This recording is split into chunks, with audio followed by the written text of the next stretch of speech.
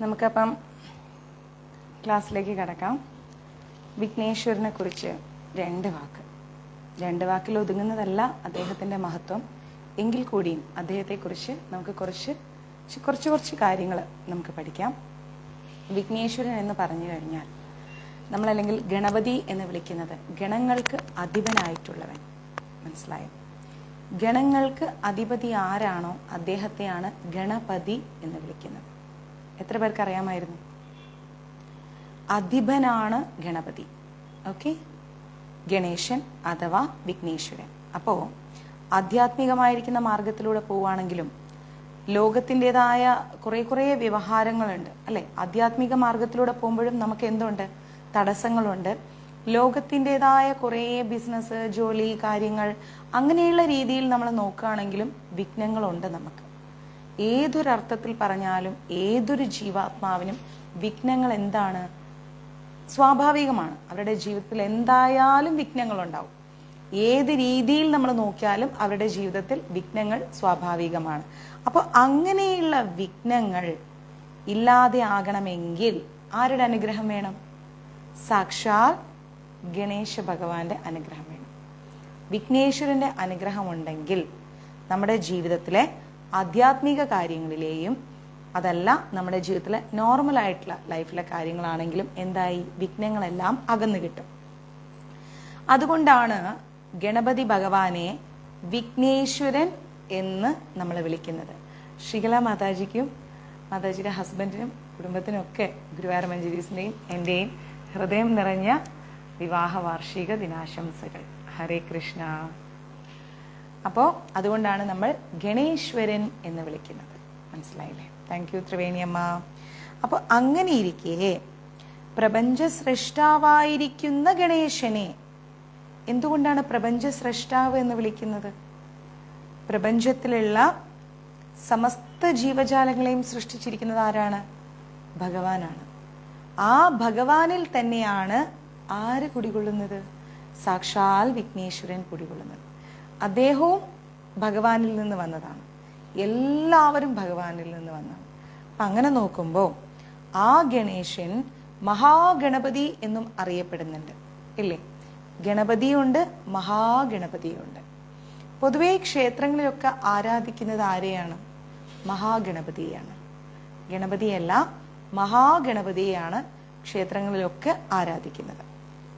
പിന്നെ പറയുകയാണെങ്കിൽ പുരാണത്തിലൊക്കെ നമ്മൾ പറയാറുണ്ട്, വിഘ്നേശ്വരന്റെ അനുഗ്രഹമുണ്ടെങ്കിൽ അല്ലെങ്കിൽ എന്തെങ്കിലും ഒരു കാര്യം ചെയ്യുന്നതിന് മുമ്പ് ഗണപതിക്ക് കൊടുത്തു കഴിഞ്ഞാൽ എന്താ പറയുക? ആ പ്രശ്നം അവിടെ തീർന്ന് വിഘ്നങ്ങളൊക്കെ മാറി നമ്മളുടെ എന്ത് കാര്യത്തിനാണോ നമ്മൾ മുന്നോട്ടിറങ്ങുന്നത് ആ കാര്യം കൃത്യമായി നടക്കുമെന്ന്. അപ്പം അങ്ങനെ നമ്മൾ ചിന്തിച്ചുകൊണ്ട് ചെയ്യുന്നതാണ് എന്ത്? ഗണപതി ഹോമം, ഗണേശ പൂജ, ഇതൊക്കെ അല്ലേ? അതുകൊണ്ട് തന്നെ ശ്രീമദ് ഭാഗവതത്തിലും ഭഗവാൻ എന്ത് ചെയ്തിരിക്കുന്നു? വിഘ്നേശ്വരന് പ്രഥമ പൂജനീയൻ, അഗ്രപൂജനീയൻ എന്ന സ്ഥാനം കൊടുത്തിട്ടുണ്ട്. പ്രഥമ പൂജനീയൻ, അഗ്രപൂജനീയൻ എന്ന സ്ഥാനം അദ്ദേഹത്തിന് കൊടുത്തിട്ടുണ്ട്.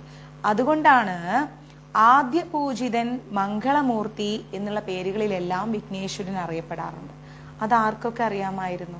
മംഗളമൂർത്തി എന്ന് പറഞ്ഞു കഴിഞ്ഞാൽ വിഘ്നേശ്വരനാണ്. ആദ്യമൂർത്തി എന്ന് പറഞ്ഞു കഴിഞ്ഞാലും അല്ലെങ്കിൽ ആദ്യ പൂജിതൻ എന്ന് പറഞ്ഞാലും വിഘ്നേശ്വരനാണ്. ഓക്കെ, ഏത് ക്ഷേത്രങ്ങളിൽ നമ്മൾ പോയി കഴിഞ്ഞാലും ശരി, അവിടെ ഗണപതി ഉണ്ടാവും. അദ്ദേഹത്തിനാണ് ആദ്യത്തെ പൂജ. ആദ്യത്തെ പൂജ വിഘ്നേശ്വരന് കൊടുത്തിട്ടാണ് ബാക്കി എല്ലാ പൂജകളും നടക്കാറ്. അതുപോലെ തന്നെ നമ്മൾ കുട്ടികളൊക്കെ എഴുത്തിനിരുത്തുന്ന സമയത്ത് ആദ്യ അക്ഷരം എന്താണ് എഴുതുക? ഓം ഹരിശ്രീ ഗണപതയേ നമഃ എന്നാണ് എഴുതാറ് അല്ലേ? ഓം ഹരിശ്രീ ഗണപതയേ നമഃ. അപ്പോൾ ഇങ്ങനെ നമ്മൾ എഴുതുന്ന ആ ഒരു ആദ്യത്തെ അക്ഷരങ്ങളിൽ പോലും ഗണേശ ഭഗവാന്റെ സ്ഥാനം വളരെ ഉയരത്തിലാണ്. നമ്മളിപ്പം കേരളം ഒഴികെ മഹാരാഷ്ട്ര അതുപോലെ ഇങ്ങനെയുള്ള വടക്കേ ഇന്ത്യയിലെ സംസ്ഥാനങ്ങളിലൊക്കെ നോക്കുകയാണെങ്കിൽ ഒരുപാടാണ് ഗണേശ പൂജ. അവർ ഭയങ്കരമായിട്ട് വിഘ്നേശ്വരനെ ആരാധിക്കുന്നുണ്ട്. ആലോചിച്ചു, നോർത്ത് ഇന്ത്യയിലുള്ളവർക്കറിയാം വിഘ്നേശ്വരൻ എന്ന് പറഞ്ഞു കഴിഞ്ഞാൽ അവരുടെ ഒരു ഭയങ്കരമായ ആരാധനാമൂർത്തിയാണ് വിഘ്നേശ്വരൻ. അപ്പോൾ ബിസിനസ് രംഗങ്ങളിലുള്ളവരാണെങ്കിലും അല്ല പല പല ജോലി ചെയ്യുന്നവരൊക്കെ ആണെങ്കിൽ തന്നെയും അവരവരുടെ അഭിവൃദ്ധിക്ക്, ഉയർച്ചയ്ക്ക്, തടസ്സങ്ങൾ മാറാനൊക്കെ ആയിട്ട് അവർ മാസത്തിൽ 1-2 പ്രാവശ്യം ഗണേശ പൂജ ചെയ്യും. മനസ്സിലായില്ലേ? 1-2 പ്രാവശ്യം അവർ ഗണേശ പൂജ ചെയ്യും. വർഷത്തിൽ ഒരു ദിവസം ചെയ്യുന്നവരുണ്ട്. അങ്ങനെ പരമേശ്വരൻ്റെയും പാർവതീ ദേവിയുടെയും മകനായിട്ടാണ് വിഘ്നേശ്വരൻ അവതരിക്കുന്നത് എന്ന് നമ്മൾ പുരാണങ്ങളിൽ നിന്ന് പഠിച്ചിട്ടുണ്ട്. ബുദ്ധിയുടെയും സിദ്ധിയുടെയും സ്മൃതിയുടെയും ഇരിപ്പിടമായിട്ടാണ് മഹാഗണപതിയെ കാണുന്നത്. ബുദ്ധിയുടെയും സിദ്ധിയുടെയും സ്മൃതിയുടെയും. സിദ്ധി ബുദ്ധി വിനായകനേ നമഃ എന്നാണ് പറയാറ്. ബുദ്ധി, സിദ്ധി, സ്മൃതി, ഇത് മൂന്നിൻ്റെയും ഇരിപ്പിടമായിട്ടാണ് നമ്മൾ മഹാഗണപതിയെ കാണുന്നത്. 32 ഭാവങ്ങൾ ഗണപതിക്കുണ്ട് എന്നുള്ള കാര്യം അറിയാമോ? 32 ഭാവങ്ങൾ ഗണപതിക്കുണ്ട്. സിദ്ധി വിനായകൻ, ലക്ഷ്മി ഗണപതി, ക്ഷിപ്രപ്രസാദ ഗണപതി, ഇതൊക്കെ അതിൽ ചില ഗണപതികളാണ്. ചില ആളുകൾക്കൊക്കെ ഗണപതി വിഗ്രഹങ്ങൾ ഒരുപാട് കളക്ട് ചെയ്ത് സൂക്ഷിക്കുന്നതൊക്കെ അവരുടെ ഒരു ഭയങ്കരമായ ഹോബിയാണ്, ഒരുപാട് ഇഷ്ടമാണ്. അപ്പോൾ ആണല്ലേ, സച്ചിൻ തെണ്ടുൽക്കർ ഗണേശ ഭഗവാന്റെ ഭക്തനായിരുന്നു. അപ്പോൾ നമ്മൾ എന്താ പറയുക, സാരല്ലേ രാജേട്ടാ, അപ്പം നമ്മൾ വിഘ്നേശ്വരന് ഭയങ്കര ഒരു സ്ഥാനം കൊടുക്കണം, വളരെ നിർബന്ധമാണ്. ആദ്യം വിഘ്നേശ്വരന് പൂജ ചെയ്തിട്ട് വേണം നമ്മൾ മറ്റ് ദേവീദേവന്മാരെല്ലാം ആരാധിക്കാൻ. ഞാനും ചെന്നൈയിൽ അങ്ങനെയാണ്. ആദ്യം വിഘ്നേശ്വരനെ കുളിപ്പിച്ച് നേദ്യം കൊടുത്തിട്ടാണ് പിന്നെ നമ്മൾ എന്ത് ചെയ്യാറ്, കിച്ചുവിൻ്റെ കാര്യങ്ങളിലേക്ക് കടക്കാറ്. ക്ലിയർ? അപ്പോൾ എല്ലാവരും എന്ത് ചെയ്യണം, സിദ്ധി ബുദ്ധി വിനായകനേ നമഃ എന്ന് പ്രാർത്ഥിക്കണം. പ്രാർത്ഥിച്ചിട്ട് വേണം ഒരു ദിവസം തന്നെ സ്റ്റാർട്ട് ചെയ്യാൻ. അത് വിനായക ചതുർത്ഥിക്ക് പറഞ്ഞു തരാൻ സാധിച്ചതിലും എനിക്ക് ഒരുപാട് സന്തോഷമുണ്ട്. ഹരേ കൃഷ്ണ. അപ്പോൾ മനുഷ്യ ശരീരമാണ് ആർക്ക്? വിഘ്നേശ്വരന്. ആനയുടെ തലയും 4 കൈകളുമായിട്ടാണ് വിഘ്നേശ്വരനെ നമ്മൾ വർണ്ണിച്ചിരിക്കുന്നത്. ഒരു കൊമ്പാണെങ്കിൽ ഒടിഞ്ഞിട്ടുമുണ്ട്. എലിയാണ് അദ്ദേഹത്തിന്റെ വാഹനം. ഇത്രയും കാര്യങ്ങൾ എല്ലാവർക്കും അറിയാം അല്ലേ?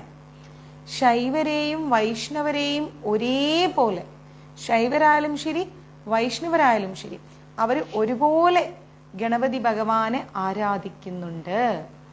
ശൈവരും ആരാധിക്കുന്നുണ്ട്, വൈഷ്ണവരും ആരാധിക്കുന്നുണ്ട്. നമ്മൾ ആരാധിക്കണം, നമ്മളെല്ലാവരും വൈഷ്ണവരാണ്, നമ്മളും അദ്ദേഹത്തെ ആരാധിക്കണം. അപ്പോ ഇങ്ങനെ എല്ലാവരുടെയും, ശൈവരുടെയും വൈഷ്ണവരുടെയും ഇഷ്ടപ്പെട്ട ഒരു പ്രധാന ദേവനായി എന്താ പറയാ, ഗണപതി മാറിയിരിക്കുകയാണ്.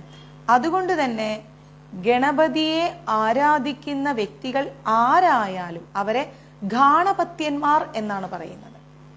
എന്താ പറയാ? ഗാണപത്യന്മാർ. ഗണപതി ഉപാസനയുള്ള ആളുകളുണ്ട്, അവരെ പറയുന്ന പേരാണ് ഗാണപത്യന്മാർ. ഓക്കെ, ഇത്രയും മനസ്സിലായല്ലോ? സാരമില്ല നളിനി മാതാജി, ഇത്രയും ക്ലിയർ ആണല്ലോ. ആരാണ് ഗാണപത്യന്മാർ എന്ന് പറഞ്ഞു കഴിഞ്ഞാൽ, ശൈവരായാലും ശരി വൈഷ്ണവരായാലും ശരി, ആരൊക്കെയാണോ വിഘ്നേശ്വരനെ ആരാധിച്ചു വരുന്നത് അവരെയാണ് ഗാണപത്യന്മാർ എന്ന് പറയുന്നത്. ക്ലിയർ? ഇനി എന്താ പറയുന്നത്?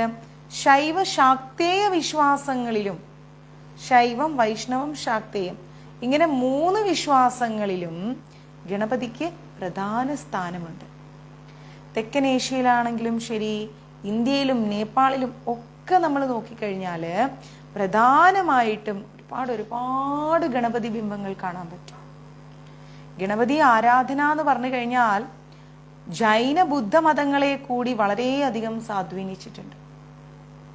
അറിയാം, ജൈന മതക്കാരും ബുദ്ധമതക്കാരും വൈഷ്ണവരും എന്ന് വേണ്ട എല്ലാവരെയും, ശാക്തരെയും, ശക്തിയെ പൂജ ചെയ്യുന്നവരാണെങ്കിലും ശരി ശൈവഭക്തരായാലും ശരി, എല്ലാവരെയും ഒരുപാട് വിഘ്നേശ്വരൻ സ്വാധീനിച്ചിട്ടുണ്ട്. കേരളത്തിലെ മിക്ക ക്ഷേത്രങ്ങൾ എടുത്തു നോക്കിയാലും ഗണപതി എന്ന് പറയുന്നത് ഉപദേവനായിരിക്കും. ഏത് ക്ഷേത്രങ്ങൾ എടുത്തു നോക്കിയാലും ഗണപതി ഉപദേവനായിരിക്കും. നമ്പൂതിരി ഇല്ലങ്ങളിൽ പോലും ആരാധനാമൂർത്തികളിൽ പ്രഥമ സ്ഥാനം വിഘ്നേശ്വരനാണ്. പ്രസിദ്ധമായിരിക്കുന്ന കുറേ നമ്പൂതിരി ഇല്ലങ്ങളുണ്ട്. ഏതൊക്കെയാണ്? ഒരെണ്ണം പറയും. പ്രസിദ്ധമായിരിക്കുന്ന നമ്പൂതിരി ഇല്ലങ്ങളിൽ ഒരില്ലം പറയും. മള്ളിയൂരുണ്ട്, എങ്കിലും സൂര്യകാലടി മന. നമുക്ക് ഒരുപാട് പ്രസിദ്ധമായിരിക്കുന്ന ഇല്ലങ്ങളുണ്ട്. അതിൽ നോക്കുകയാണെങ്കിൽ ആഴ്വാഞ്ചേരി മന ഇല്ലേ, പിന്നെന്താ പറയുന്നത്, ആഴ്വാഞ്ചേരി മനയുണ്ട്. പിന്നെ അഷ്ടഗ്രഹത്തിൽ ആഢ്യഗ്രഹങ്ങളുണ്ട്. പിന്നെ പറയുന്നു കുറുമാത്തൂർ മനയുണ്ട്, കൽപ്പുഴ മനയുണ്ട്, കൈനഗരി തെക്കേടത്ത് മന, കൈനഗരി വടക്കേടത്ത് മന, കല്ലൂർ മന, അണ്ടലാടി മന, കാലടി മന, അതാണ് സൂര്യകാലടി കേട്ടോ. പെരിണ്ടിരി ചേനാസ്, പുഴക്കര ചേനാസ്, ഇളയടത്ത് മന, കരുമത്താഴത്ത് മണ്ണൂർ മന, കരുവാട്ടുപട്ടത്ത്, മുല്ലപ്പള്ളി പട്ടേരി, മുല്ലപ്പള്ളി മന, മുല്ലമംഗലം പള്ളിപ്പാട്ട് മന, കൊളാത്തപ്പള്ളി മന, മുല്ലമംഗലം മന, പുതുവായാന മന, പയ്യൂർ മന, കടലായിൽ മന, മുണ്ടയൂർ മന, പൂങ്ങാട്ട് മന, ആമയൂർ മണ്ണൂർ മന, കണ്ണമംഗലം മന എന്ന് വേണ്ട മുണ്ടയൂർ മന. പിന്നെന്താ പറയുന്നത്, പന്തൽ മന, നാഗേരി മന, നഗർണ മന, വടക്കേടത്ത് മന, വരിക്കാശ്ശേരി മന. വരിക്കാശ്ശേരി മന അറിയാത്ത ആരുമില്ല അല്ലെ. പെരുമ്പിള്ളി മന, മഴുവഞ്ചേരി മന, കൂറ്റമ്പിള്ളി മന, പന്തൽ മന, തൊഴുവാനൂർ മന, ഏർക്കര മന, കപ്പിയൂർ മന, കപ്ലിങ്ങാട്ട് മന, താമാറ്റൂർ മന, മൂത്തേടത്ത് മന, പാടേരി മന തുടങ്ങി ഒരുപാട് എണ്ണിയാൽ ഒടുങ്ങാത്ത നിരവധി ഇല്ലങ്ങൾ നമുക്ക് കേരളത്തിൽ ഉണ്ട്. ഇവിടെ എവിടെ നോക്കിക്കഴിഞ്ഞാലും ഒരു പ്രാധാന്യം എന്ന് പറഞ്ഞാൽ എന്താണെന്നറിയോ, ഇത്രയും ഇല്ലങ്ങളിൽ ദിവസേന ഗണപതി ഹോമം നടക്കുന്നു എന്നുള്ളതാണ്. എന്നാലോചിക്ക്, ഇവിടെ ദിവസേന ഗണപതി ഹോമം നടക്കുന്നു. ഇത്ര മനോഹരമാണ്. കോവിലകങ്ങളിലും നടക്കുന്നുണ്ട്, ക്ഷേത്രങ്ങളിലും നടക്കുന്നുണ്ട്. അപ്പോ പഞ്ചമൂർത്തികളിൽ നമ്മൾ ത്രിമൂർത്തികളെ കുറിച്ചാണ് പഠിച്ചിരിക്കുന്നത്. പഞ്ചമൂർത്തികളിൽ ആരൊക്കെയാണ് പഞ്ചമൂർത്തികൾ? ത്രിമൂർത്തികൾ അറിയാം, ബ്രഹ്മ വിഷ്ണു മഹേശ്വരന്മാർ ത്രിമൂർത്തികളാണ്. പഞ്ചമൂർത്തികൾ ആരാണ്? എത്ര പേർക്കറിയാം പഞ്ചമൂർത്തികളെ കുറിച്ച്? ആരാണ് പഞ്ചമൂർത്തികൾ? ത്രിമൂർത്തികൾ കേട്ടിട്ടുണ്ട്, പഞ്ചമൂർത്തികൾ ആരാണ്?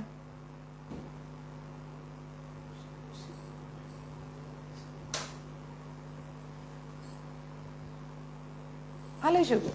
ത്രിമൂർത്തികളെ നമുക്കറിയാം, പഞ്ചമൂർത്തികൾ ആരാ? ബ്രഹ്മ വിഷ്ണു മഹേശ്വരന്മാർ ത്രിമൂർത്തികൾ. അതിൽ പഞ്ചമൂർത്തികൾ എന്ന് പറയുമ്പോൾ ഗണപതി,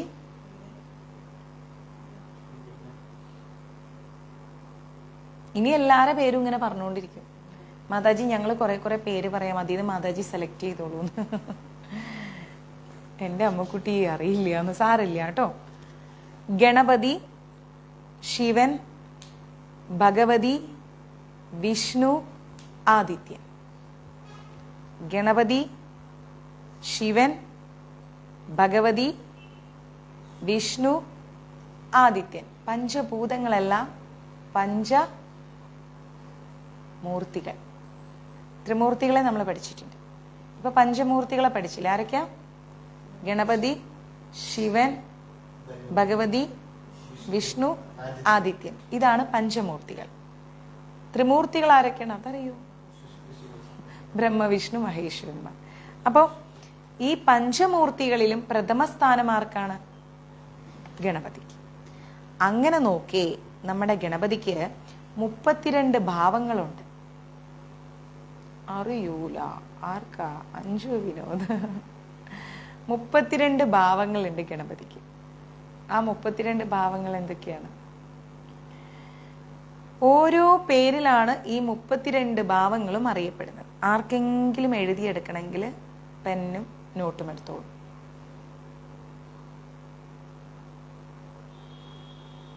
സുബിഷ മാതാജി, ആർക്കെങ്കിലും എഴുതിയെടുക്കണമെങ്കിൽ പെന്നും നോട്ടും എടുത്തോളാം. ചിലരൊക്കെ എഴുതിയെടുത്ത് പഠിക്കാറുണ്ട് ക്ലാസ്, അതുകൊണ്ടാണ്. അതില് ആദ്യത്തെ സ്ഥാനം നമ്മൾ കൊടുത്തിരിക്കുന്നത് ബാലഗണപതിക്കാണ്. 32 ഗണപതി ഭാവങ്ങൾക്ക് ആദ്യത്തെ സ്ഥാനം നൽകിയിരിക്കുന്നത് ബാലഗണപതിക്കാണ്. അതില് കുട്ടികളെ പോലെയാണ് ബാലഗണപതിയുടെ മുഖഭാവം. എങ്ങനെയാണ്? കുട്ടികളെ പോലെ. കൈകളിൽ പഴമുണ്ട്, മാമ്പഴമുണ്ട്, കരിമ്പുണ്ട്. ശ്രദ്ധിച്ചു കേൾക്കണം കേട്ടോ. കയ്യില് പഴം, മാമ്പഴം, കരിമ്പ്. ഇതാണ് ബാലഗണപതി. ഈ ബാലഗണപതി സൂചിപ്പിക്കുന്നത് എന്തിനെയാണ്? ഭൂമിയിലെ സമ്പദ് വ്യവസ്ഥയെയാണ്. ഓക്കെ, 32 ഭാവങ്ങളുള്ള ഗണപതികളിൽ ആദ്യ ഗണപതി ബാലഗണപതിയാണ്. കയ്യിൽ പഴം, മാമ്പഴം, കരിമ്പ്, ഈ 3 കാര്യങ്ങളോട് കൂടിയിരിക്കുന്ന ഈ ഗണപതിയെ, കുട്ടികളുടെ മുഖത്തോടു കൂടിയുള്ള ഈ ഗണപതിയെ ഭൂമിയിലെ സമ്പദ് വ്യവസ്ഥയെയാണ് സൂചിപ്പിക്കുന്നത്. പറയുന്നത് കേൾക്കുന്നുണ്ടോ? മനസ്സിലാവുന്നുണ്ടോ? ഇനി അടുത്തത് തരുണ ഗണപതി. തരുണ ഗണപതി എന്ന് പറഞ്ഞു കഴിഞ്ഞാൽ യുവത്വം തുളുമ്പിയ മുഖഭാവമാണ്. നല്ല യുവത്വമുള്ള മുഖഭാവമാണ് തരുണ ഗണപതിക്ക്. 8 കൈകളോട് കൂടിയ ഗണപതിയാണ് തരുണ ഗണപതി. ഇത് നിങ്ങൾക്ക് ബോറടിക്കുന്നുണ്ടോ? ഹനുമചരിതം എടുക്കണോ? ആണോ? ഹനുമചരിതം എടുക്കണോ? ഇത് ബോറടിക്കുന്നുണ്ടോ? ഗണപതിയെ കുറിച്ച് അറിയുന്നു? വേണ്ട മാതാജി, ഹനുമചരിതം എടുക്കാം. അങ്ങനെയാണോ? ഗണപതി തത്വം, ഗണേശ തത്വം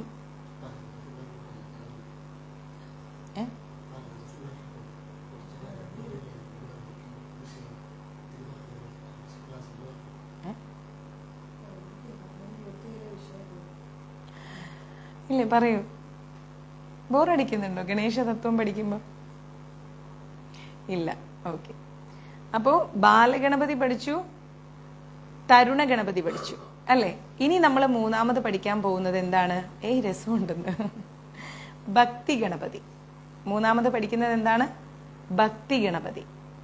ബാലഗണപതി, തരുണ ഗണപതി, ഇനി ഭക്തി ഗണപതിയാണ് പഠിക്കാൻ പോകുന്നത്. പൂർണ്ണചന്ദ്രനെ പോലെ തിളക്കമുള്ള മുഖഭാവത്തോടു കൂടി ഇരിക്കുന്ന ഗണപതിയാണ് ഭക്തി ഗണപതി. കൊയ്ത്തുകാലത്ത് എപ്പോഴും പ്രസന്നമായിരിക്കുന്ന മുഖത്തോടു കൂടി കൈകളില് മാമ്പഴവും നാളികേരവും പായസത്തോടും കൂടിയാണ് ഭക്തി ഗണപതി ഇരിക്കുന്നത്. കൈകളില് മാമ്പഴം, പായസം, നാളികേരം, ഇതാണ് ഭക്തി ഗണപതി. ഇനി നമ്മൾ പഠിക്കാൻ പോകുന്നത് നാലാമത്തെ ഗണപതി വീരഗണപതിയാണ്. അപ്പൊ ഏതൊക്കെ നമ്മൾ പഠിച്ചു? ബാലഗണപതി, തരുണ ഗണപതി, ഭക്തി ഗണപതി. ഇനി നമ്മൾ പഠിക്കാൻ പോകുന്നു വീരഗണപതി. നാലാമത്തെ ഗണപതിയാണ് വീരഗണപതി. ഒരു യോദ്ധാവിനെ പോലെയാണ് വീരഗണപതി ഇരിക്കുന്നത്. യുദ്ധം ചെയ്യാൻ പോകുന്ന ശക്തനായൊരു യോദ്ധാവിനെ പോലെയാണ് വീരഗണപതി ഇരിക്കുന്നത്. 16 കൈകളോട് കൂടിയുള്ള ഗണപതിയാണ്. ആ എല്ലാ കൈകളിലും എന്തുണ്ട്? ആയുധമുണ്ട്. യുദ്ധത്തിന് വേണ്ടി ഇങ്ങനെ തയ്യാറായി നിൽക്കുന്ന ഉഗ്രമൂർത്തിയാണ് ആര്? വീരഗണപതി. ഓക്കെ, വീരഗണപതി എന്ന് പറഞ്ഞു കഴിഞ്ഞാൽ 16 കൈകളോടുകൂടി വീര്യമായിരിക്കുന്ന ഭാവത്തോടുകൂടി യുദ്ധത്തിന് തയ്യാറായി നിൽക്കുന്ന ഉഗ്ര ഗണപതിയാണ് വീരഗണപതി. ഇനി ആരാണുള്ളത്? ശക്തി ഗണപതി. അതായത് 4 കൈകളോടുകൂടി ഇരിക്കുന്ന രൂപത്തിലാണ് ശക്തി ഗണപതി. ഈ ഗണപതിയാണ് ദുർബലരായിരിക്കുന്ന, എന്താ പറയാ, ഒട്ടും വയ്യാത്ത പാവങ്ങളായിരിക്കുന്ന ദുർബലരായിരിക്കുന്നവരെ രക്ഷിക്കുന്ന ഭാവത്തോടു കൂടി ഇരിക്കുന്നതാണ് ശക്തി ഗണപതി. ഈ പുരാണവും അറിയണം. അത് നമ്മുടെ ഈ ഒരു തിരക്ക് പിടിച്ച കുറച്ച് ചാപ്റ്റേഴ്സ് ഒക്കെ കഴിയുമ്പോൾ ഓരോരോ പുരാണങ്ങളായിട്ട് എടുത്തു തരാം. 18 പുരാണങ്ങളും എടുത്തു തരാം. ഞാൻ വായിച്ചു കഴിഞ്ഞിട്ടുണ്ട് 18 പുരാണം. അപ്പോൾ ഈ ഒരു ശക്തി ഗണപതി എന്ന് പറഞ്ഞു കഴിഞ്ഞാൽ 4 കൈകളോട് കൂടി ഇരിക്കുന്ന രൂപത്തിലാണ്. ദുർബലരായിരിക്കുന്ന ആൾക്കാരെ രക്ഷിക്കാനാണ് നമ്മുടെ ശക്തി ഗണപതി ഇരിക്കുന്നത്. ഇനിയുള്ളതാണ് ദ്വിജ ഗണപതി. ഇതൊന്നും കേട്ടിട്ടില്ല. ദ്വിജ ഗണപതി. ദ്വിജ ഗണപതി എന്ന് പറഞ്ഞു കഴിഞ്ഞാൽ 3 തലയുണ്ട്. മനസ്സിലായോ? 3 തലയോട് കൂടി കൈകളിൽ എന്താ ഉണ്ടാവുക? ഓലയുണ്ട്, കൂജയുണ്ട്, ജപമണികളുണ്ട്. അങ്ങനെയുള്ള ഗണപതി നമ്മൾ കണ്ടിട്ടില്ല അല്ലെ? കാണും, നോർത്ത് ഇന്ത്യയിലൊക്കെ ഉണ്ടാവും.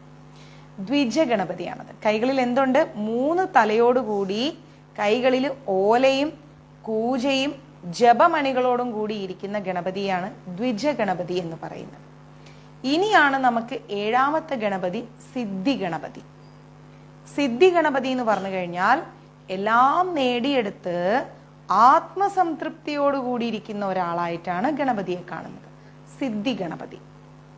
കഴിവുകൾ ഉണ്ടാകാനാണ് ഈ ഗണപതിയെ നമ്മൾ ആരാധിക്കുന്നത്. ചിലർ നന്നായി ഡാൻസ് ചെയ്യും, നന്നായി പഠിക്കും, നന്നായി എഴുതും, വായിക്കും. അങ്ങനെയുള്ളവര്, കലാരംഗത്തൊക്കെ ഉള്ളവരാണ് സിദ്ധി ഗണപതിയെ ഉപാസിക്കുന്നത്. ഓക്കെ, ഇനി നമ്മൾ പഠിക്കുന്നത് ഉച്ഛിഷ്ട ഗണപതി. കേട്ടിട്ടുണ്ടോ? ഉച്ഛിഷ്ട ഗണപതി എന്ന് പറഞ്ഞു കഴിഞ്ഞാൽ സംസ്കാരത്തിന്റെ കാവൽക്കാരനായിട്ടാണ് നമ്മൾ മനസ്സിലാക്കേണ്ടത്.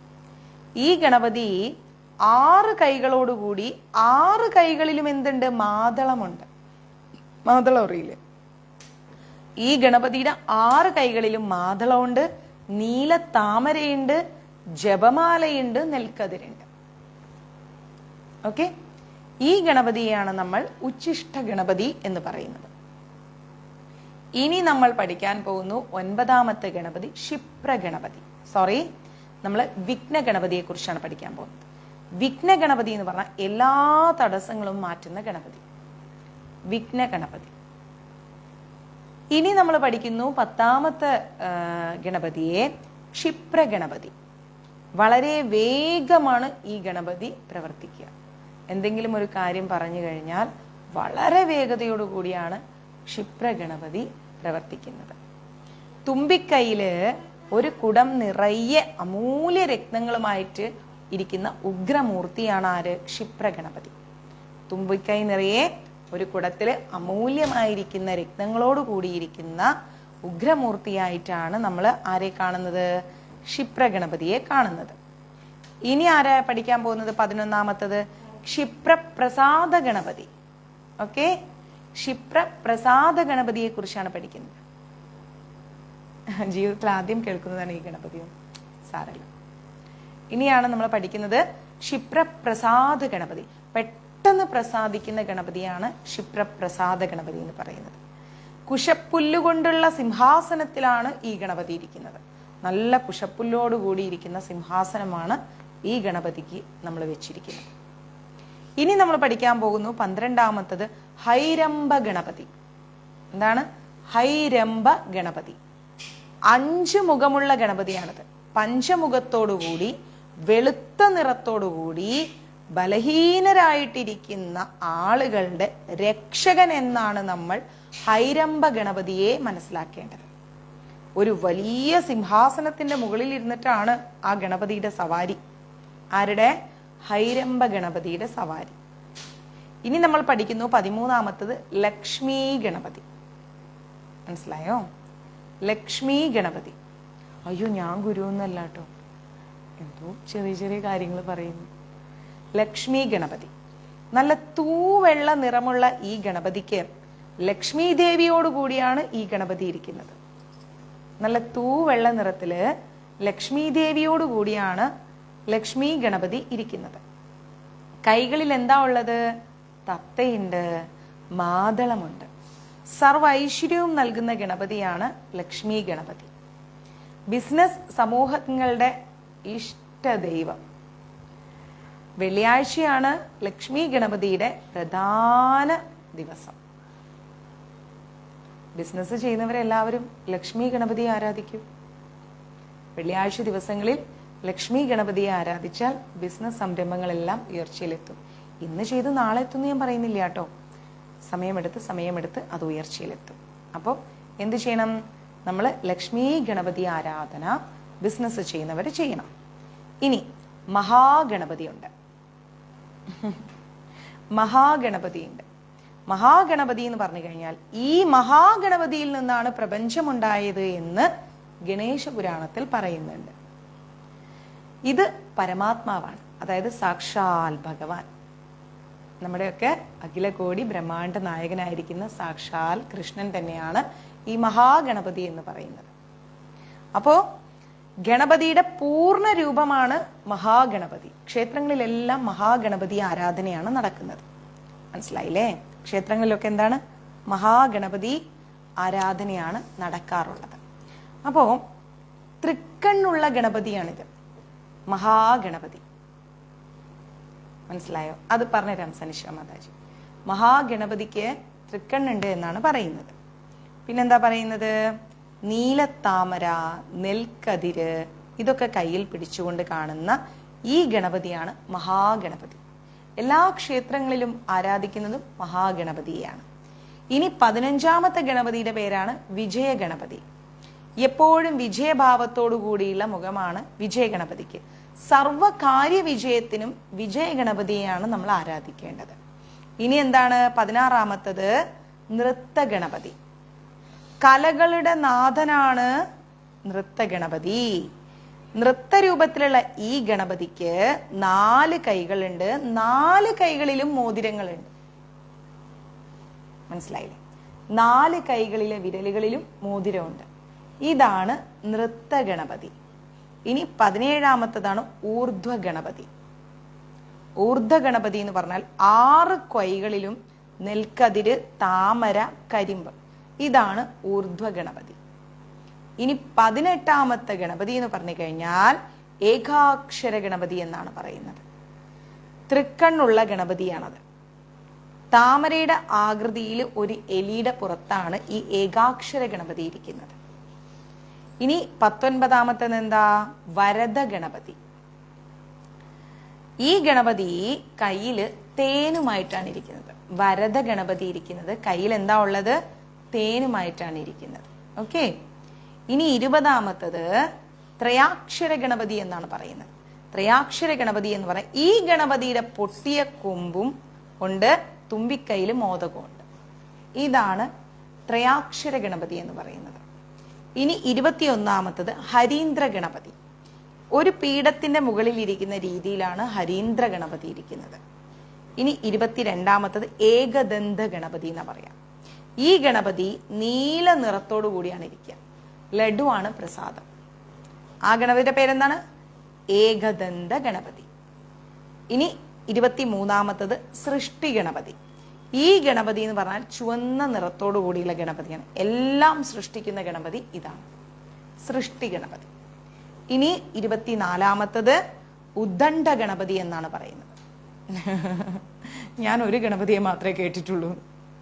ഇനി എന്താ ഉള്ളത്? ഉദ്ദണ്ഡ ഗണപതി. ഉദ്ദണ്ഡ ഗണപതി എന്ന് പറഞ്ഞാൽ ധർമ്മത്തിന് വേണ്ടി പോരാടുന്ന 10 കൈകളുള്ള ഗണപതിയാണ് ഉർദണ്ഡ ഗണപതി എന്ന് പറയുന്നത്. ഓക്കെ. ഇനി 25ാമത്തെ ഗണപതിയുടെ പേരാണ് ഋണമോചന ഗണപതി. കടങ്ങളിൽ നിന്നൊക്കെ മോചിപ്പിക്കുന്ന ഗണപതിയാണ്. ഈ ഗണപതിയുടെ ഇഷ്ടപ്പെട്ട ഒരു പ്രസാദം എന്ന് പറഞ്ഞാൽ റോസ് കളർ ആപ്പിളാണ്. കടങ്ങൾ ആർക്കൊക്കെ ഉണ്ടോ വേഗം പോയിട്ട് ഋണമോചന ഗണപതിയെ നമുക്ക് ഉപാസിക്കാം. ഋണമോചന ഗണപതിയെ വെച്ച് ഉപാസിക്കുകയാണെങ്കിൽ നിശ്ചയമായിട്ടും നമ്മുടെ കടങ്ങൾ തീരും. ലക്ഷ്മി ഗണപതിയെ ഉപാസിച്ചാലും മതി.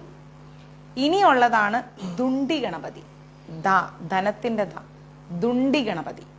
അതായത് കയ്യിൽ രുദ്രാക്ഷമാലയായിട്ടാണ് ഈ ഗണപതി ഇരിക്കുന്നത്. ഇതാണ് ദുണ്ടി ഗണപതി. ഇനി 27ാമത്തത് ദ്വിമുഖ ഗണപതി എന്നാണ് പറയുന്നത്. രണ്ട് നേടില്ലേ? ദ്വിമുഖ ഗണപതി. 2 മുഖങ്ങളുള്ള ഗണപതി. എല്ലാ ഭാഗത്തേക്കും ആ ഗണപതിക്ക് കാണാൻ പറ്റും. അതാണ് നമ്മളുടെ ദ്വിമുഖ ഗണപതി. സുജാത മാതാജിയോട് ഞാൻ പിണങ്ങോ? ഒരിക്കലും ഇല്ല കേട്ടോ. ഇനി എന്താ ഉള്ളത്? ത്രിമുഖ ഗണപതി. സ്വർണ്ണ നിറത്തിലുള്ള താമരയിലാണ് ഈ ഗണപതി ഇരിക്കുന്നത്. ഇനി 29ാമത്തത് സിംഹ ഗണപതി. അതായത് ഈ ഗണപതി എന്ന് പറഞ്ഞാൽ നല്ല ധീരതയാണ് സൂചിപ്പിക്കുന്നത്. സിംഹത്തിന്റെ മുകളിലങ്ങ് വരും. സിംഹ ഗണപതി ഭയങ്കര ധീരതയോട് കൂടിയാണ്. ഇനി 30ാമത്തത് എന്താണ്? യോഗ ഗണപതി. യോഗമുദ്രയിലാണ് ഈ ഗണപതി ഇരിക്കുന്നത്. ധ്യാനത്തിലാണ് ഈ ഗണപതി ഇരിക്കുന്നത്. യോഗ ഗണപതി. ഇനി 31ാമത്തത് ദുർഗാ ഗണപതി. യുദ്ധവിജയത്തിന്റെ പ്രതീകമായിട്ടാണ് ഈ ഗണപതി. ശത്രുക്കളിൽ നിന്ന് ജയം ലഭിക്കാൻ നമ്മൾ ദുർഗാ ഗണപതിയെയാണ് ആരാധിക്കേണ്ടത്. ഇനി അവസാനത്തതാണ് 32ാമത്തത്. എന്താണ്? സങ്കടഹര ഗണപതി. എല്ലാ ദുഃഖവും ശമിപ്പിക്കുന്ന ഗണപതിയാണിത്. പൗർണമി കഴിഞ്ഞു വരുന്ന സങ്കടഹര ചതുർത്ഥി ദിവസമാണ് സങ്കടഹര ഗണപതിയെ നമ്മൾ ആരാധിക്കേണ്ടത്. ഓക്കെ, ക്ലിയർ ആയോ? അപ്പോൾ നമ്മൾ മനസ്സിലാക്കണം, ഗണപതിക്ക് ഒരുപാട് വിശേഷങ്ങളുണ്ട്, ഒത്തിരി കാര്യങ്ങളുണ്ട്. നമ്മൾ വിചാരിക്കുന്ന പോലെയല്ല ഗണപതിയുടെ ഐതിഹ്യങ്ങൾ. ഒരിക്കല് പുരാണങ്ങളിൽ നിന്നെടുത്ത ഒരുപാട് കഥകൾ നമ്മൾ പഠിക്കുന്നുണ്ട് അല്ലെ. അതിലൊന്നാണ് പാർവതി ആദിമൂല ഗണപതിയെ തപസ് ചെയ്ത് പ്രത്യക്ഷപ്പെടുത്തിയിട്ട്, പാർവതി ദേവി ആദിമൂല ഗണപതിയെ തപസ് ചെയ്ത് പ്രത്യക്ഷപ്പെടുത്തിയിട്ട് എന്റെ മകനായി പിറക്കണം എന്ന് ആവശ്യപ്പെട്ടു. പാർവതി ദേവിയുടെ മകനായിട്ട് പിറക്കണം. എന്താണ് ഇതൊക്കെ പ്രതിഷ്ഠ ഉണ്ടാവും, നോർത്ത് ഇന്ത്യയിലൊക്കെ ഉണ്ടാവും, പ്രതിഷ്ഠ ഉണ്ടാവും, പ്രതിഷ്ഠ ഇല്ലാതിരിക്കില്ല. പാർവതി ദേവി എന്ത് ചെയ്തു? മഹാഗണപതിയെ പൂജ ചെയ്ത് പ്രത്യക്ഷപ്പെടുത്തിയിട്ട് പറഞ്ഞു എന്റെ മകനായിട്ട് പിറക്കണം എന്ന് പറഞ്ഞു. അങ്ങനെ പാർവതി ദേവിയുടെ മകനായിട്ട് ആദിമൂല മഹാഗണപതി ഉണ്ണി ഗണേശനായി ജനിച്ചു എന്നാണ് പറയുന്നത്. അങ്ങനെ ഒരു കഥയുണ്ട്. മറ്റൊരു കഥ എന്താന്ന് ഓർത്തു കഴിഞ്ഞാൽ, കൈലാസനാഥനായിരിക്കുന്ന പരമശിവന്റെ അടുത്ത് പോയിട്ട് ദേവന്മാരും ക്ലാസ് എടുക്കാന്ന് പറഞ്ഞു. ദേവന്മാരും അസുരന്മാരും ശിവഗണങ്ങളൊക്കെ ഭയങ്കര തിരക്കായിരുന്നു. കൈലാസനാഥനായ പരമശിവന്റെ അടുത്ത് പോയിട്ട് ദേവന്മാരും അസുരന്മാരൊക്കെ ഭയങ്കരമായിട്ട് തിരക്കായിരുന്നു. ആളൊഴിഞ്ഞ സമയം, മഹാദേവന്റെ അടുത്ത് ഭയങ്കര തിരക്ക്. ആളൊഴിഞ്ഞ സമയം എന്ത് ചെയ്ത്, പരമശിവൻ ഇരിക്കാൻ പോലും സമയമില്ല, ഭയങ്കര തിരക്ക്. അപ്പോ പാർവതി ദേവി അങ്ങോട്ടേക്ക് ഒരു പരാതി പറഞ്ഞു. എന്താണെന്നറിയോ? ലോകം വാണരുളുന്ന അദ്ദേഹത്തിന് അതിനുള്ള സമയമില്ല, ഭയങ്കര തിരക്കായിരിക്കണം. അങ്ങനെ ശിവനോടുള്ള ആ ഒരു ദേഷ്യം പാർവതി ദേവിക്ക് വന്നു.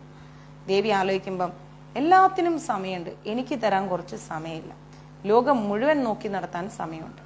അങ്ങനെ ദേവി എന്ത് ചെയ്തു? പാർവതി ദേവി, എനിക്ക് സംസാരിക്കാൻ ആരുമില്ല, എനിക്ക് മിണ്ടാൻ ആരുമില്ല, എനിക്ക് തരാൻ സമയമില്ല, ഇങ്ങനെ പരാതികളൊക്കെ പറഞ്ഞിട്ട് ഒരു ചന്ദനത്തിന്റെ പൊടിയെടുത്തിട്ട് ഒരു പ്രതിമയുണ്ടാക്കി അതിന് പാർവതി ദേവിയുടെ ശക്തി കൊണ്ട് ജീവൻ കൊടുത്തു.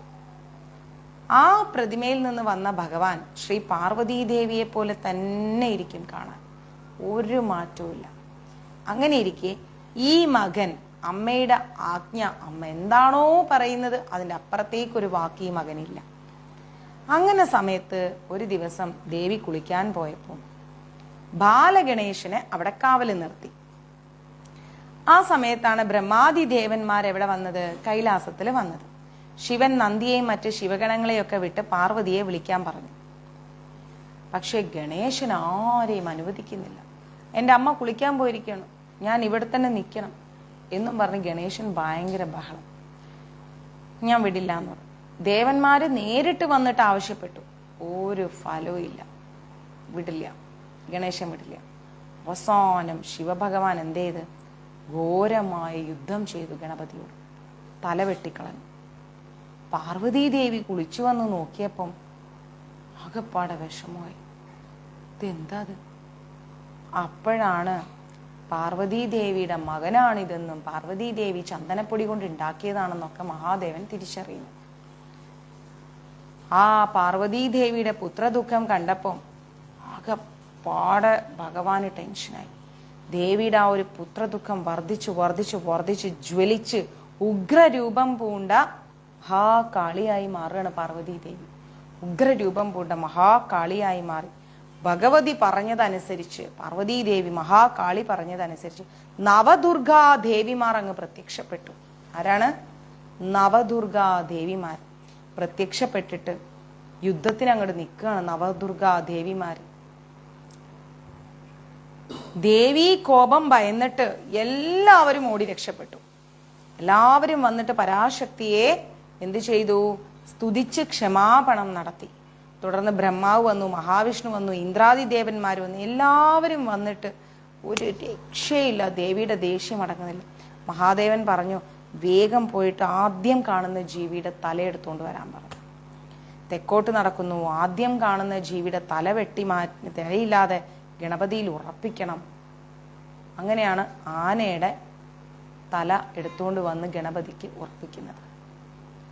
ഇനി ഒന്നെന്ന് പറയുന്നത് ഗണപതിയുടെ കാര്യം പറയുകയാണെങ്കിൽ ലളിത സഹസ്രനാമം എടുത്താൽ 77, 78 നാമങ്ങൾ എന്ന് പറഞ്ഞു കഴിഞ്ഞാൽ ഗണപതിയെ കുറിച്ചാണ് സൂചിപ്പിക്കുന്നത്. ലളിത സഹസ്രനാമത്തിൽ ആദിപരാശക്തിയായ ലളിതാ പരമേശ്വരിയുടെ ശക്തി സേനയിലേക്ക്, ആദിപരാശക്തിയായ ലളിതാദേവിയുടെ ശക്തി സേനയിലേക്ക് ബണ്ടാസുരാജ്ഞയാൽ വിക്ഷേപിക്കപ്പെട്ട ജയവിഘ്നം എന്ന ആഭിചാര കർമ്മം സേനയുടെ ഉത്സാഹം അങ്ങ് കെടുത്തി. ആഭിചാര കർമ്മം വന്നപ്പം ആ സേനയ്ക്ക് യുദ്ധം ചെയ്യണം എന്നുള്ള ആ ഒരു ഉത്സാഹം അങ്ങ് തീർന്നു. അതിന് പരിഹാരമായിട്ടാണ് എന്ത് ചെയ്തത്? ഗണേശ ഭജനം ചെയ്യുന്നത്.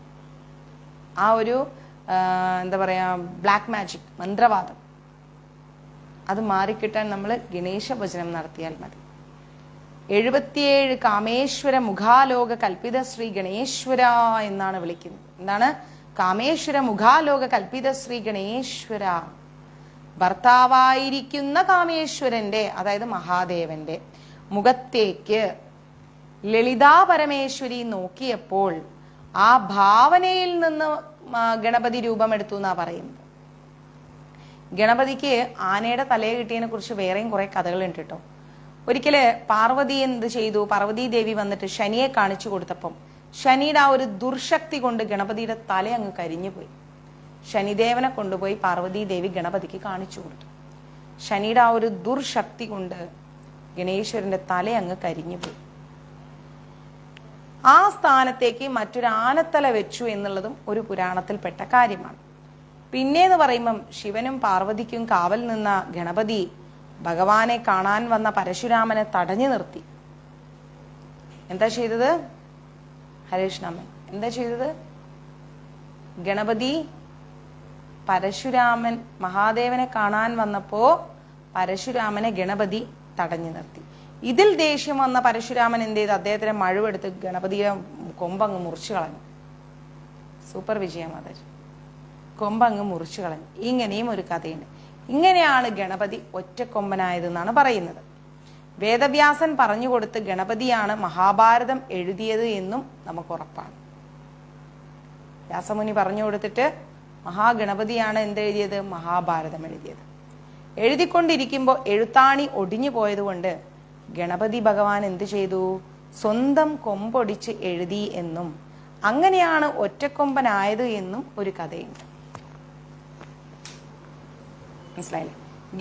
ഗണപതി ഭഗവാൻ ഏറ്റവും ഇഷ്ടപ്പെട്ട പൂജാദ്രവ്യം എന്ന് പറയുന്നത് കറുകയായിട്ട് മാറിയിട്ടുണ്ട്. കറുകമാലയാണ് അല്ലെ? അത് കറുകയായി മാറിയതിന് പിന്നിൽ ഒരു കഥയുണ്ട്. എന്താന്ന് പറഞ്ഞാൽ, ഒരിക്കൽ അനലാസുരൻ സ്വർഗലോകത്ത് പോയിട്ട് പ്രശ്നങ്ങൾ ഉണ്ടാക്കി. അനലാസുരൻ എന്ന് പറയുന്ന ഒരസുരൻ സ്വർഗലോകത്ത് പോയിട്ട് കുറേ പ്രശ്നങ്ങൾ ഉണ്ടാക്കി. ആ അസുരന്റെ കണ്ണിൽ നിന്ന് വന്ന അഗ്നിയില് എല്ലാം ചാമ്പലായിക്കൊണ്ടിരിക്കുകയാണ്. ഇതിൽ നിന്നും രക്ഷപ്പെടാൻ വേണ്ടി ദേവന്മാർ എന്ത് ചെയ്ത്? മഹാഗണപതിയുടെ അടുത്ത് പോയിട്ട് അഭയം പറഞ്ഞു. ഗണപതി ഭഗവാൻ എന്ത് ചെയ്തു? അസുരന്മാരായിട്ട് യുദ്ധം ചെയ്ത് അദ്ദേഹത്തിന്റെ വിരാട് രൂപം അങ്ങ് പുറത്തെടുത്തിട്ട് ഗണപതി ഭഗവാൻ ആ അസുരനെ അങ്ങ് വിഴുങ്ങി. എന്നാൽ അസുരന്റെ ചൂട്, താപം ഗണപതിയുടെ വയറ്റിൽ ചൂടും അസ്വസ്ഥതകളും ഒക്കെ ഉണ്ടാക്കി ഗണപതിയുടെ ദേഹം മുഴുവൻ അങ്ങ് ചുട്ടെരിഞ്ഞു പോയി, തപിച്ചു പോയി എന്നാ പറയുന്നത്. അവസാനം 21 കറുകനാമ്പുകൾ കൊണ്ട് ഗണേശ്വരന് അർച്ചന ചെയ്തു. അതിന്റെ ഫലമായിട്ട് ഗണേശ്വരന്റെ ശരീരത്തിലെ ചൂടങ്ങ് കുറഞ്ഞു. 21 കറുകനാമ്പുകൾ കൊണ്ട് ഗണേശ്വരനെ പൂജിച്ചു. നിങ്ങൾക്കും വീട്ടിലൊരു ചെറിയ ഗണേശ വിഗ്രഹം വാങ്ങി വെക്കാം. വാങ്ങിച്ചു വെച്ച് കറുകപ്പുല്ലെടുത്തിട്ട് നിങ്ങൾക്കും ഇങ്ങനെ പൂജ ചെയ്തുകൊണ്ടേയിരിക്കാം. അന്ന് മുതലാണ് ഗണേശന്റെ ആ ഒരു താപത്തെയും ശാപത്തെയും ഒക്കെ കുറച്ച് ആ സന്തുഷ്ടനായിരിക്കുന്ന അവസ്ഥയിൽ ആരാണോ കറുക കൊണ്ട് പൂജിക്കുന്ന അവരുടെ എല്ലാ ആഗ്രഹങ്ങളും സാധിക്കപ്പെടും എന്ന് ഭഗവാൻ മുനിമാരെയും അനുഗ്രഹിച്ചു. അന്ന് മുതലാണ് ഗണപതി ഭഗവാന് കറുകപ്പുല്ലെന്ന് പറഞ്ഞ അത്രയും ഇഷ്ടമായത്. ഇനി 21 എന്ന് പറയുന്ന സംഖ്യയ്ക്കോ അതിനൊരു പ്രാധാന്യമുണ്ട്. പൂവില്ലാത്ത കറുകയാണ് നമ്മൾ പൂജയ്ക്കെടുക്കുക അല്ലെ? കറുക എന്ന് പറഞ്ഞാൽ ഒറ്റ സംഖ്യയിൽ നമ്മൾ നുള്ളിയെടുക്കണം. അത് ഒറ്റക്കെട്ടാക്കി വെള്ളത്തിൽ മുക്കി ശുദ്ധിയാക്കിയ ശേഷമാണ് ഗണപതി ക്ഷേത്രങ്ങളിൽ എത്തിക്കേണ്ടത്. ഇത് വിശിഷ്ടമായിരിക്കുന്ന ഒരു വസ്തുവാണ് ഈ കറുകപ്പുല്ല് എന്ന് പറയുന്നത്. ഭഗവാൻ ഒരുപാട് ഇഷ്ടമുള്ള കാര്യമാണ് കറുകപ്പുല്ല്.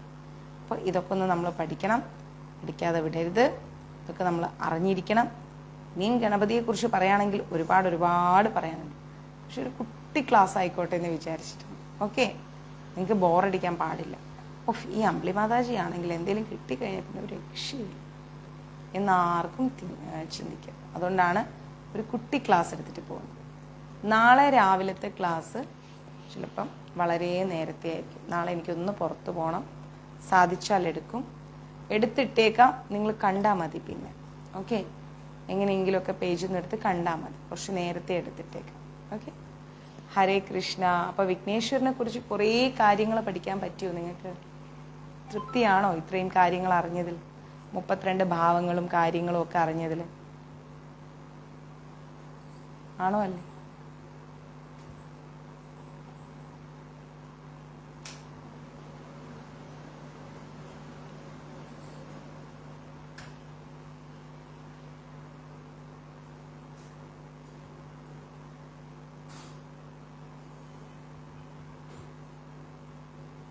മനസ്സിലായോ? വിനായക ചതുർത്ഥി ദിവസം നമ്മൾ ഭഗവാനെ പ്രാർത്ഥിച്ചു കഴിഞ്ഞാൽ നമ്മളുടെ എല്ലാ ദുരിതങ്ങളും മാറുമെന്നാണ് പറയുന്നത്. ഈ ഒരു ദിവസം ഭഗവാനെ മനസ്സുകൊണ്ട് ശരിക്കും അങ്ങോട്ട് നമ്മൾ പ്രാർത്ഥിക്കുക. മുക്കുറ്റി, കറുക, അതുപോലെ മാല, അർച്ചന, മോദകനേദ്യം, ഗണപതി ഹോമം ഇതൊക്കെ ഭഗവാന് നടത്തിക്കഴിഞ്ഞാൽ സർവാഭീഷ്ട ഫലസിദ്ധിയാണ് പ്രധാനം. വീടുകളിലൊക്കെ മോദകം ഉണ്ടാക്കുക, കൊഴുക്കട്ട ഉണ്ടാക്കുക, ഭക്ഷണപ്രിയനായ ഗണപതിക്ക് സമർപ്പിച്ച് കുടുംബാംഗങ്ങൾ ഒരുമിച്ചിരുന്ന് കഴിക്കുകയൊക്കെ ചെയ്തു കഴിഞ്ഞാൽ ഭയങ്കര ഐശ്വര്യമാണ്, ഒരു രക്ഷയില്ല. മനസ്സിലായില്ലേ? അപ്പോൾ വിഘ്നേശ്വരനെ കുറിച്ച് കുറച്ച് കാര്യങ്ങൾ പറഞ്ഞു തന്നു. ഈ കാര്യങ്ങളെല്ലാം മനസ്സിൽ വെക്കുക. നാളത്തെ ക്ലാസ് എടുക്കാം നമുക്ക്. ഇന്നിപ്പോൾ ഇത്രയും പോട്ടെ ഈ ക്ലാസ് അല്ലേ? കുറച്ച് അത്യാവശ്യം അടിസ്ഥാനം കിട്ടിയില്ലേ ഗണേശ്വരനെ കുറിച്ച്? കിട്ടിയോ ഇല്ലേ? അറിയാത്ത കുറേ കാര്യങ്ങൾ അറിഞ്ഞു. ഗണേശന്റെ കുറേ കുസൃതികൾ കറക്റ്റാണ്. കുറേ കാര്യങ്ങൾ മനസ്സിലായില്ലേ? കുറേ കാര്യങ്ങളൊന്നും നമുക്ക് എന്താ പറയാ, പല കാര്യങ്ങളും നമുക്ക് അറിയില്ലായ്മ ഉണ്ടാവും. അതൊന്നും ചതുർത്ഥി എന്ന് പറഞ്ഞു കഴിഞ്ഞാൽ നമ്മുടെ ഭഗവാന്റെ പ്രധാനപ്പെട്ട ദിവസമാണ് പിറന്നാൾ ദിവസം ഇന്ന്. അപ്പൊ ഭഗവാൻ എന്താ പറയാ, പ്രധാനപ്പെട്ട ഈ ഒരു ദിവസം പിറന്നാൾ ആഘോഷിച്ചിട്ട് കുറച്ച് ഭക്ഷണമൊക്കെ ഒത്തിരി കഴിക്കാൻ ഇഷ്ടമുള്ള ആളാണെന്ന്. അങ്ങനെ ഇരിക്കെ അദ്ദേഹം എന്ത് ചെയ്തു? നേരെ ഭക്ഷണമൊക്കെ കഴിച്ചിട്ട് ഇരിക്കുന്ന സമയത്ത് ചന്ദ്രൻ വന്നിട്ട് അങ്ങ് കളിയാക്കി. അദ്ദേഹം നൃത്തം ചെയ്തു. ഗണപതി നൃത്തം ചെയ്തപ്പം ചന്ദ്രൻ വന്ന് അങ്ങ് കളിയാക്കിയപ്പോൾ ഭഗവാന് ഭയങ്കര ദേഷ്യം വന്നു. ഭഗവാൻ പറഞ്ഞു, ഇന്നേ ദിവസം നിന്നെ ആര് കണ്ടാലും ശരി അവരുടെ ജീവിതത്തിൽ ഒരു കൊല്ലത്തേക്ക് ഭയങ്കര പ്രശ്നമാണ്. അപ്പം എല്ലാവരും വെറുക്കും ചന്ദ്രനെ അല്ലേ? അങ്ങനെയാണ് അത്തം ചതുർത്ഥി വന്നത്. ഈ ചതുർത്ഥി എന്ന് പറഞ്ഞു കഴിഞ്ഞാൽ ഒരു സംസ്കൃത വേർഡാണ്. മനസ്സിലായില്ലേ? അതായത് നമ്മുടെ ഹിന്ദു കലണ്ടറിൽ നോക്കുകയാണെങ്കിൽ ഒരു ചാന്ദ്രത്തിൽ, അതായത് ഒരു ചാന്ദ്രമാസം നോക്കുകയാണെങ്കിൽ 2 ആഴ്ചയിലെ 4ാമത്തെ ദിവസം, 2 ആഴ്ച കൂടുമ്പോഴുള്ള 4ാമത്തെ ദിവസം, ചതുർ എന്ന് പറഞ്ഞ 4-ആണ്, 4ാമത്തെ ദിവസത്തെയാണ് നമ്മൾ ചതുർത്ഥി എന്ന് പറയുന്നത്. മനസ്സിലായില്ലേ? ചതുർത്ഥി എന്ന് പറഞ്ഞു കഴിയുമ്പോഴത്തേക്കും ചതുർ എന്ന് പറഞ്ഞു കഴിഞ്ഞാൽ 4 എന്നാണ് അർത്ഥം. അത് നമ്മൾ ആദ്യം മനസ്സിലാക്കാം. ചതുർത്ഥി എന്നാൽ എന്തോ ഒന്ന്. ആ പദത്തിന്റെ ഒരു അർത്ഥം എന്ന് പറഞ്ഞു കഴിഞ്ഞാൽ നമ്മൾ മനസ്സിലാക്കേണ്ടത് 4 കാര്യങ്ങൾ, 4ാമത്തെ 2 ആഴ്ച കൂടുമ്പോഴുള്ള 4ാമത്തെ ദിവസത്തെയാണ് നമ്മൾ ചതുർത്ഥി എന്ന് പറയുന്നത്. അതായത് 2 ആഴ്ചയുടെ 4ാമത്തെ ദിവസം മംഗളകരമായിരിക്കുന്ന ഒരു ആചാരത്തിന്റെ പൂർത്തീകരണം എന്നും നമുക്ക് ചതുർത്ഥിയെ പറയാൻ പറ്റും. അതൊക്കെ നമ്മൾ വേറെ ലെവലിലോട്ട് പോവുകയാണെങ്കിലാണ് അതേക്കുറിച്ചൊക്കെ നമുക്ക് മനസ്സിലാക്കാൻ പറ്റുന്നത്. ഓക്കെ, മതിയില്ലേ? അപ്പം മാക്സിമം ലൈവ് ഷെയർ ചെയ്യാം. എല്ലാവർക്കും എല്ലാ അനുഗ്രഹങ്ങളും ഉണ്ടാവട്ടെ. ഇതിൻ്റെ കൂട്ടത്തിൽ ഇനി ഹനുമചരിതം എടുക്കുന്നില്ല, നാളെ എടുക്കാം രാവിലെ.